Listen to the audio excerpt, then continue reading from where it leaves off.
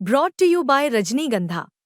यूं ही नहीं ताज ताज बन जाता है, शिल्पकारों का हुनर और चुनिंदा संगमरमर ताज को नायाब बनाते हैं। कुछ ऐसे ही चुनिंदा जगहों से बस खास ही चुनकर लाता हूँ। कतरे कतरे को मैं हीरे सा परखता हूँ।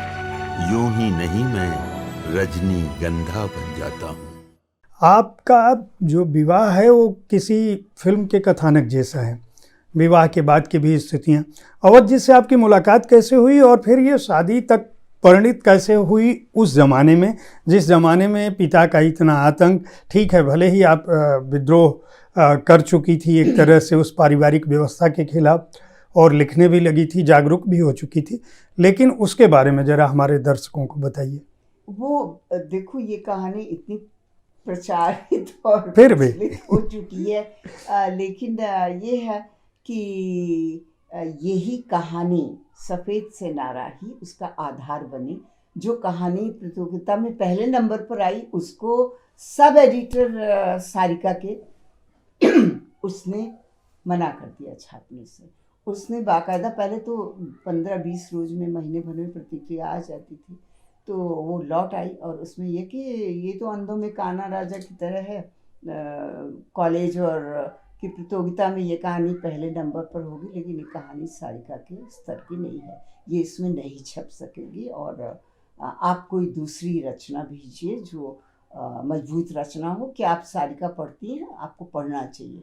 अब ये पट्टी वो पढ़ा रहे थे तो उस मोहन राकेश के ज़माने से सारिका घर में आती थी। मेरी माँ कहीं स्कूल में नहीं गई थी प्रतापगढ़ में, लेकिन वो पढ़ती थी साहित्य को ना। वो कल्याण और रामायण पढ़ पढ़ के, तो यहाँ भी वो धार्मिक वगैरह सब पढ़ती थी। तो ये इस घटना के बाद से ही मुझे इस बात पर बहुत नाराज़गी हुई और जब मैं प्रतियोगिता के लिए जैसे जाती थी तो मुर्दा घर के लेखक जगदम्बा प्रसाद दीक्षित संजय वेस में उस समय वो लेक्चरार थे, तो उनको हमारे प्रोफेसर अनंतराम त्रिपाठी ने पढ़ाया भी था जेवीएस में, पहले जब वो जेवीएस में थे। तो उनको मैंने शिकायत की, मैंने कहा ये क्या हुआ, ये आपके यहाँ आपके मित्र हैं अवध जी और टाइम्स और संजय वेस बहुत पास पास आगे पीछे। तो मैंने कहा ये तो आपके दोस्त ने सर अच्छा नहीं किया। बोले अपनी कहानी को तीसरी बार भी पढ़ के देख लो जरा सर, तुम बहुत अच्छा लिखती हो, तुम बिल्कुल निराश मत हो। तो फिर तुम नवभारत में भेज दो, अधिकारी जी को भेज दो, यशवंत तेंदुलकर वो हैं उसके फीचर एडिटर हैं, उनको भेज दो। फिर मैंने अपने सर से बात की, उन्होंने कहा भेज दो। वही कहानी मैंने भेजी, वही 25 रुपये पुरस्कार लेकर पुरस्कृत होकर 25 अक्टूबर 1964 को नवभारत टाइम्स में छपी। ये है मुदगल जी, है ना।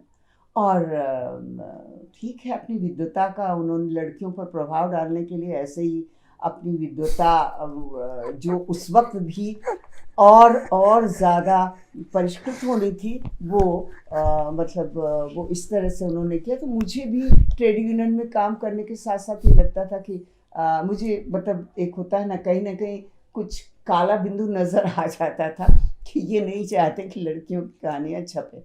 तब ये बात नहीं थी कि लड़कियों की कहानियाँ लड़कियों की वजह से छप जाती, लेकिन उस समय हमारे समय में इस तरह का नहीं था। तो वो नवभारत टाइम्स में छप गई।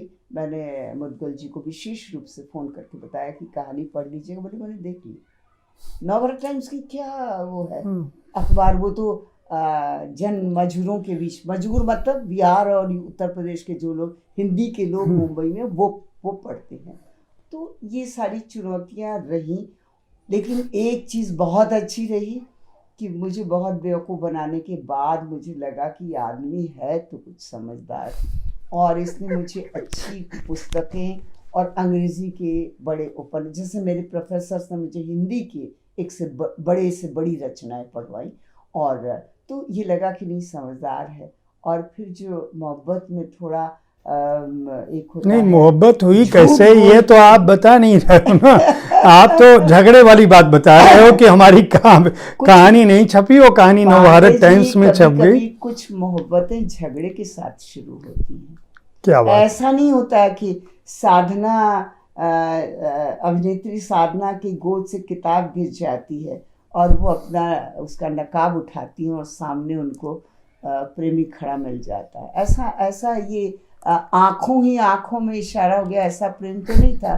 थोड़ा अक्ल के साथ जो है ये लगा कि जिस तरह का स्वातंत्र मैं चाहती हूँ, जिसके लिए मुझे झूठ बोलना पड़ता है घर में, और वो गलत काम नहीं है, ये मुझे समझाया भी गया और समझ में भी आया। और मड़ाल ताई के साथ जुड़ के पानी वाली बाई कहलाती थी। तो जिस तरह से एक ट्रेनिंग मिली, आर्ट्स में थी तो ये सुविधा भी थी कि लोकल पकड़ के गोरेगांव ही 1 घंटा हुआ है और वापस आके, तो एक मेरे अनुभव का और मेरी दृष्टि के परिष्करण का वो समय था। उसने ही मुझे ये साहस भी सौंपा। और अवध जी में भी मैंने वो चीज़ पहचानी कि ब्राह्मण लड़का है लेकिन है होशियार, एंथ्रोपोलॉजी में एमए है, लखनऊ से पढ़ा है, हालांकि वो विश्वविद्यालय उस समय कोई ऐसा नहीं लगता था, लेकिन संस्कृत साहित्य में वो शास्त्री है। तो इस तरह हम लोग जब साथ में बैठ कर के fruit and milk Channi road पर बैठकर पीने लगे ईरानी होटल में, और कुछ किताबें स्टैंडर्ड से मुझे खरीद कर देने लगे कि इसको पढ़ो। उस समय हमारे उस वक्त में 3-3 रुपए में, 1-1 रुपए में हिंद पॉकेट बुक्स की किताबें मिलती थी। हिंदी साहित्य मतलब आप बड़ी आसानी से जो वैश्विक साहित्य था उसके अनुवाद भी खरीद सकते थे। तो एक वो भी, उसमें भी इनके साथ में वो खरीद लो, तुमने आचार्य चतुर्सेन शास्त्री को नहीं पढ़ा, ये खरीद लो। और ओल्ड मैन एंड द सी मैंने पहली बार वो 1956 या 57 में नोबेल पुरस्कार मिला, लेकिन उस समय मैंने उसको हिंदी में पढ़ लिया था। अंग्रेजी में मैंने अवध जी की सलाह पर पढ़ा, तो काफ़ी वो लगा कि मछुआरे का जो द्वंद्व था जीविका को लेकर के, और तो ये चीज़ मुझे और गहराई से महसूस हुई। और तो कई प्रेम हो गया, तो प्रेम किताबों के माध्यम से आप तक पहुंच गया। और किताबें और उनके साहित्य के प्रति जो, अब अवध जी बहुत अच्छे कहानीकार थे, मुझसे ज़्यादा बेहतर कहानीकार रही हैं, क्योंकि मिथकी जीवन की परिकल्पना आज के संदर्भ में, आज के लोगों के में महसूस करना उसकी प्रासंगिकता को, ये अवध जी ने ही कहानियाँ लिखी। चाहे वो संपाति हो, कबंध, धर्मेंद्र की छपती थी खूब ना, और हैंडसम थे बहुत।